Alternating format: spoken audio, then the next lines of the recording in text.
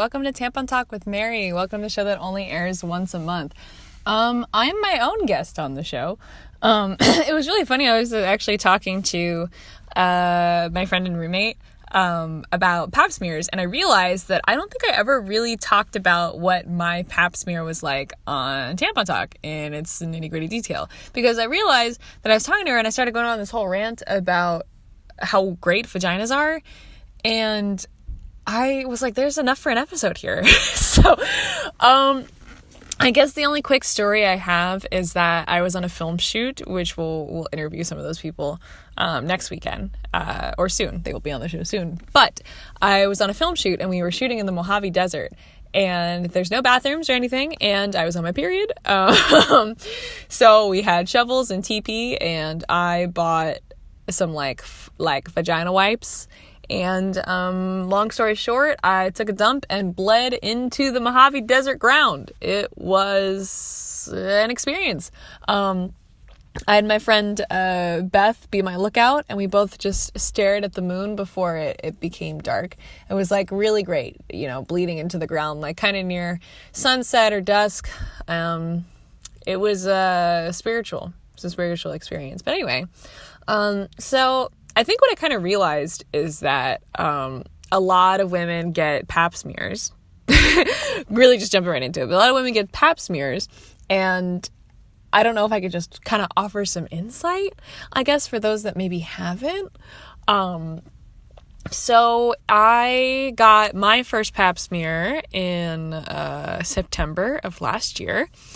And it wasn't bad. I think that I know I went in with sort of these expectations that there was going to be this really giant metal clamp, and it was going to like chair my vagina, and they were going to get like a sandbox shovel and kind of scoop shit out of there. I was sort of expecting that kind of thing. It wasn't at all. And my gynecologist was really, really nice. I actually asked if she wanted to come on the show, but she's like, I gotta be approved by lawyers to come on the show. And if you've listened to the show before, you already know I'm not getting approved by lawyers. So, we'll see. We'll look into that more. But anyway, so she and I were kind of talking, and it was before the Pap smear, and they're like, okay, you need to take off all your clothes and put on this giant napkin. I was like, cool. And and they're like, and your underwear. And I was like, dope.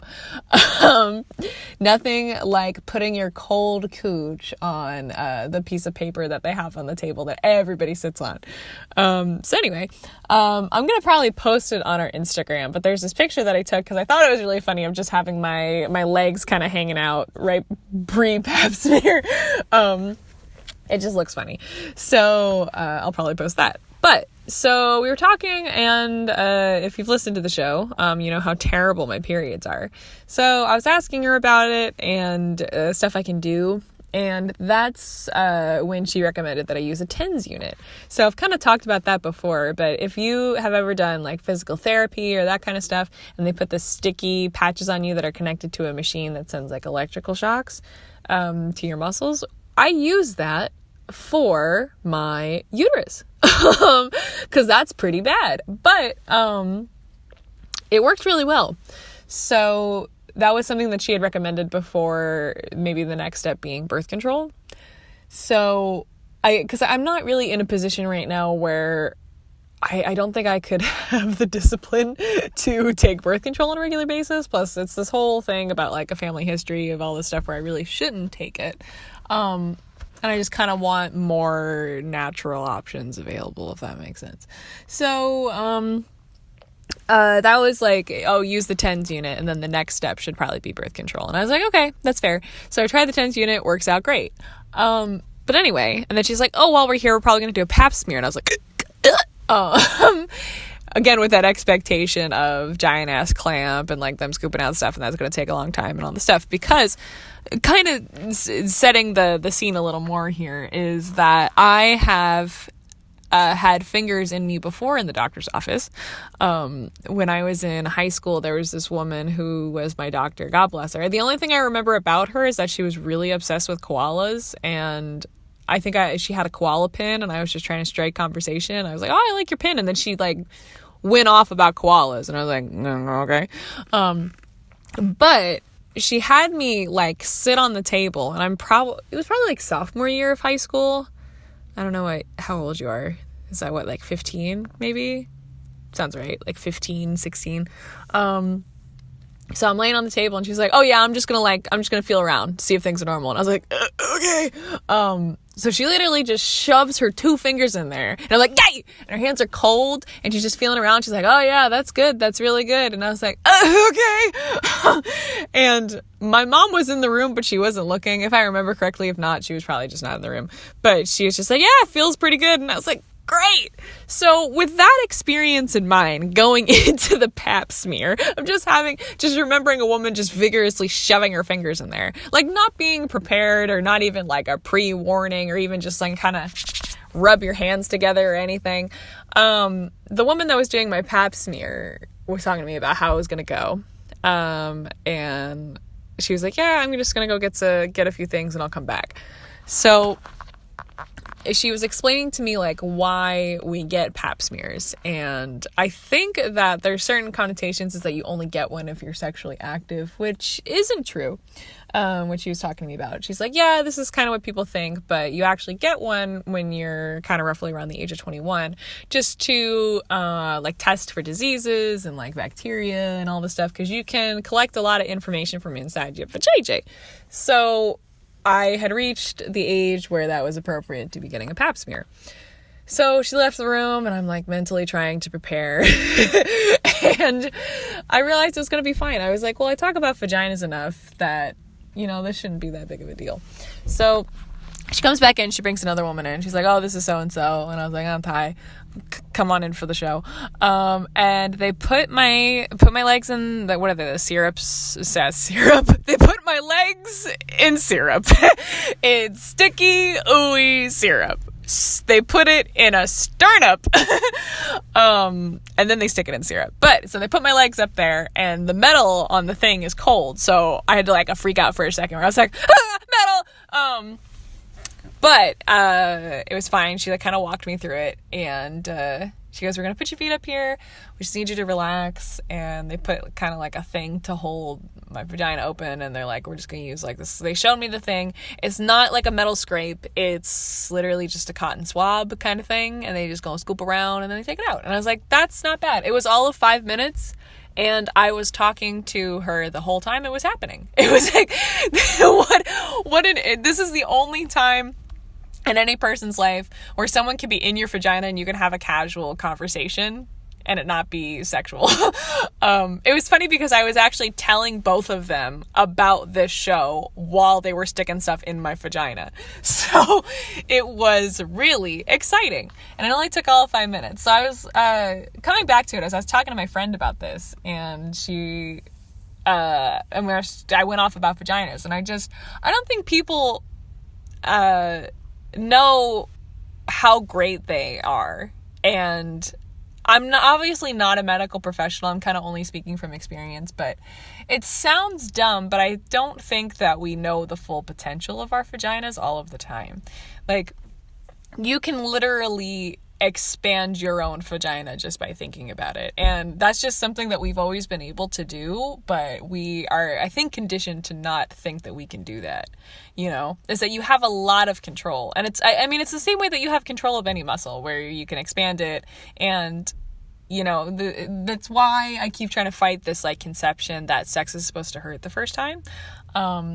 It's not. And I had like an old acting teacher who's actually been on the show before. She talked about her first baby, but she was the first person that explained this to me, because you grow up with that conception that like sex is a burden for women and enjoyable for men. But when you really think about it, is that when you're relaxed around somebody, you're not feeling any tension, you're not really stressed in any way. It's the same principle with your vagina. Like, there's so many cases in which women are leaving sexual experiences unsatisfied because men and women aren't communicating or that kind of thing.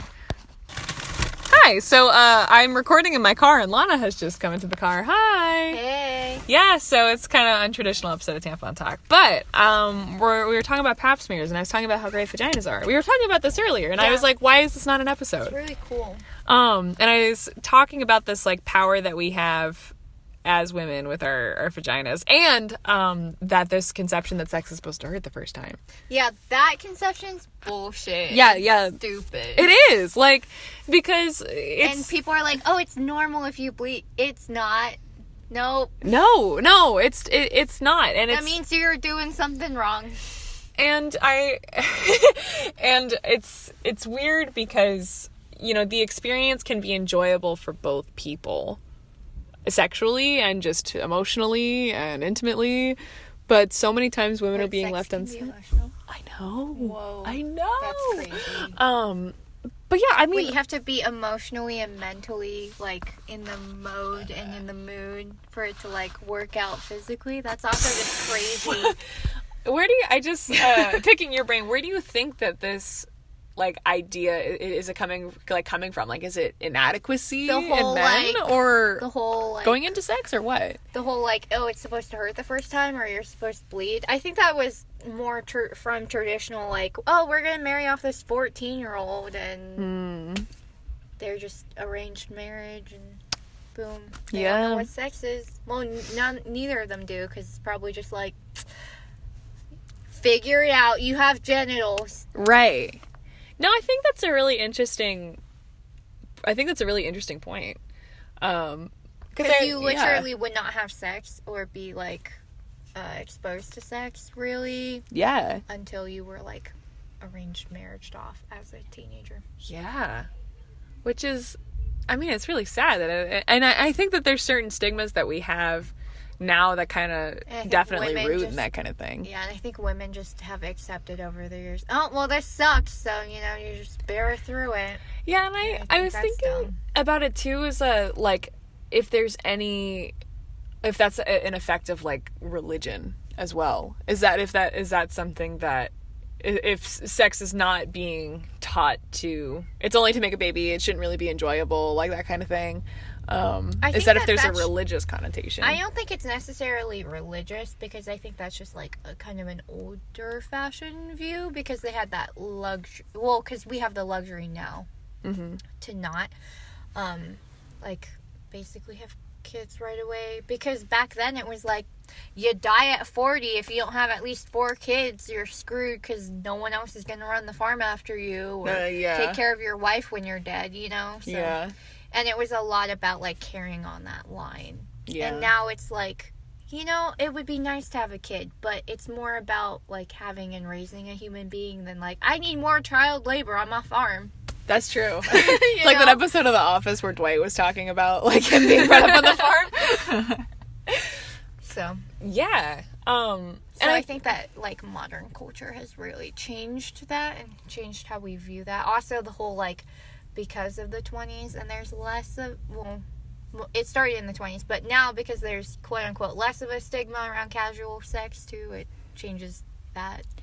Yeah, because I agree. I think that there's some of these, like, stigmas that are still, you know, going away as we progress. But I feel like even just in, like, a fraternity or sorority culture, there's still this idea that sex hurts, you know? Like, I still run into people that think that sex is supposed to hurt.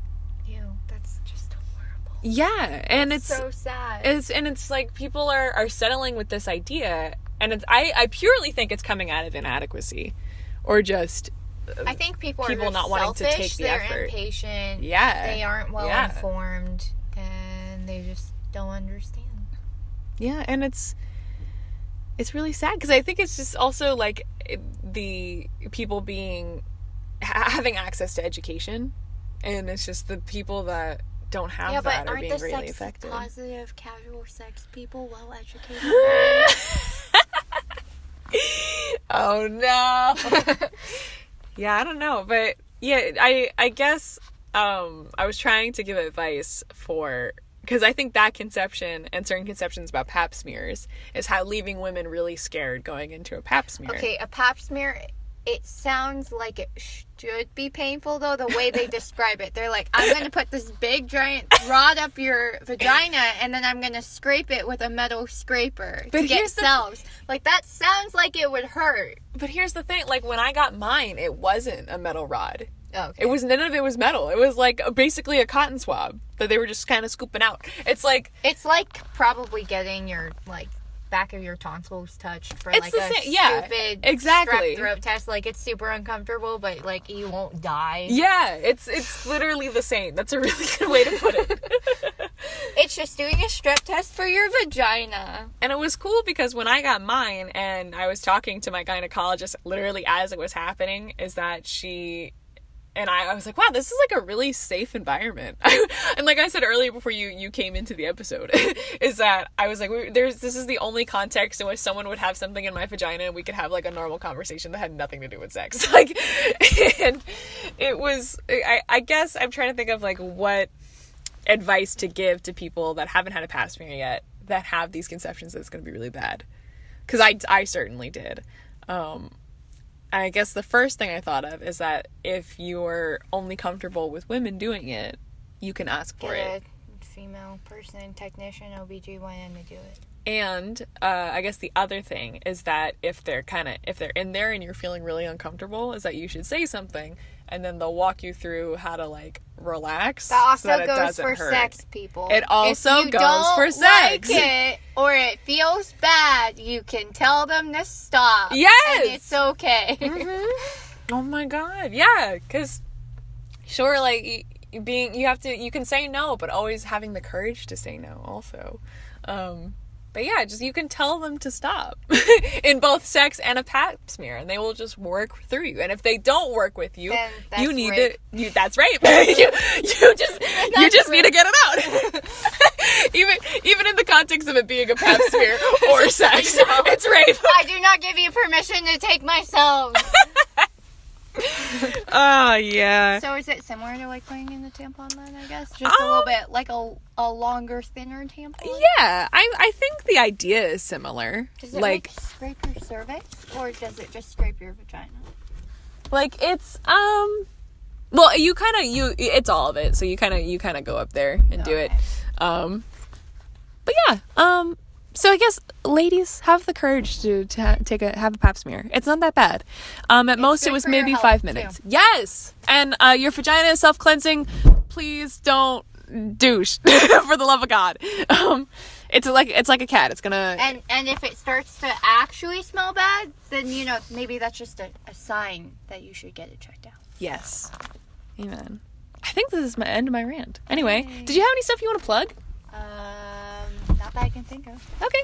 All right. Well, you should follow me on Instagram, Tampon Talk W Mary, on Twitter and Instagram. You should also email me. Email your pap smear stories. I want to hear about it. Email me about your vagina. I want to tell me how it went. At tampontalkwithmary@gmail.com. Like us on Facebook, Tampon Talk with Mary. Bada bing, bada boom. Thanks for being on, Lana. Yeah. Oh, cool. All right. We'll see you next time with Tampon Talk with Mary. Bye.